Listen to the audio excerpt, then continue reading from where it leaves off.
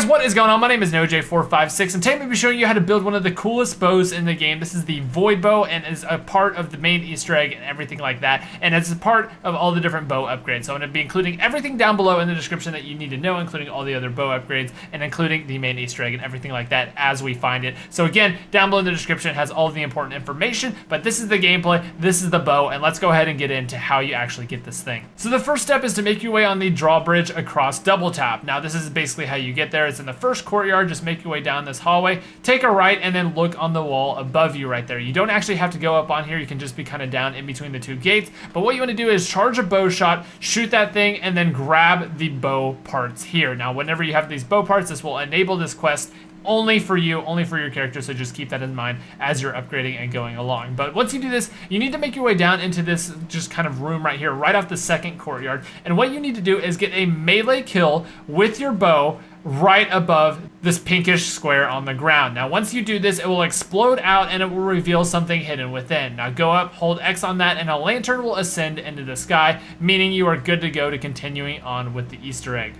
So the next thing he will tell you to do is to retrieve that which is lost, which is 6 skulls from around the map that you have to go up to and hold square on. Now the first one obviously is by Mule Kick. The second one is in the second level of the courtyard upstairs area on the right hand side. That will be in the windowsill. The next one will be down in the rift area right in front of the teleporter, but a little bit to the right, and that is going to be in the sink. Now the next one can be accessed by going through the teleporter and actually going over to the truck on the left hand side and checking the truck bed kind of behind, wedged into the corner. You will see that very easily sitting on the truck bed. Go ahead and hold square on that. You're going to pick that one up, and then you're going to head all the way back over to Samantha's bedroom. It will be sitting in the toy box right there, as you can see from that kind of purplish light. And last but not least, we have the one over here by Stamina, which is just kind of sitting propped up against the wall at Double Tap. Now, once you bring all these different skulls back to you, you will have to bring him 6 different crawlers. Now, basically every single crawler that comes through, this little orb will go around its head, and then it will end up killing it and sacrificing its body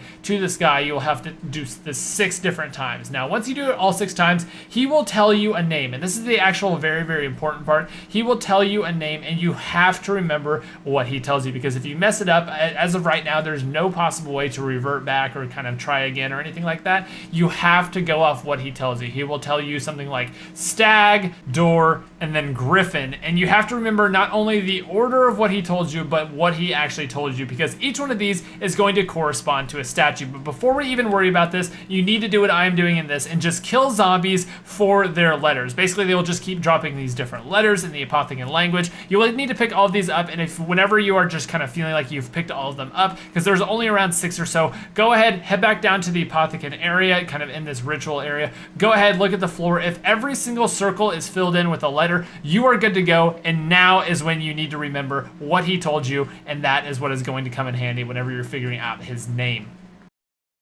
So the next part is where remembering what he told you his name was comes in handy. So basically you're translating his name from just English to Apothecan. So that right there, what you're looking at right there, is the Apothecan symbol for door. It was a little picture of door underneath it, and then we had this Apothecan symbol. Whenever you run up and hold square on it, it will show you the Apothecan symbol for whatever that little picture is. So if he said his name was door, you would put that symbol 3 different times in for his little code whenever you actually run back to input this into the actual thing. So if he says his name is Door Griffin Hart, you're gonna look up the name for Door, you're gonna look up the name for Griffin, and then you're gonna look up for the name for Hart, and you're gonna input those symbols back into the little circles on the ground, much like so. My friends, it is time.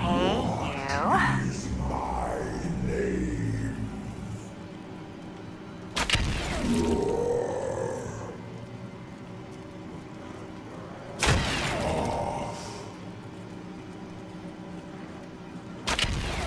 I burn your very heart.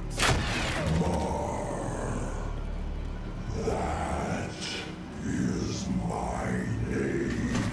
Woo! So basically, if you input his name correctly, you will get this little animation here. It will go down, and then it will have this little kind of pillar on the ground that you hold square on, and then you will receive the arrow. And again, you have to take this over to the rift and charge it up. Now, a word of caution with this one: if you mess up his name or you don't hear his name, as of right now, there is no way to get a do-over. If you mess up on putting his name into the combination, I could not find out a way for the life of me. I accidentally put in the wrong combination twice, and I basically was not allowed to finish finish this this sword quest. I was not allowed to get the sword. I was not allowed to, or sword quest. I was not allowed to get this bow. I was not allowed to get this bow quest just simply because I put it in the wrong combination once. So there might be a way to clear it later on, but again, it's very, very important that you put this in the correct way the first time and pay a lot of attention to it. So here it is, my friends. This is the upgraded version of the, I guess you would call it the Void Bow. It's really, really cool and probably the visually best one out of the two that I have discovered so far. And if you'd like to see the other one, it's going to be down below in the description. That is kind of the thunder/electricity one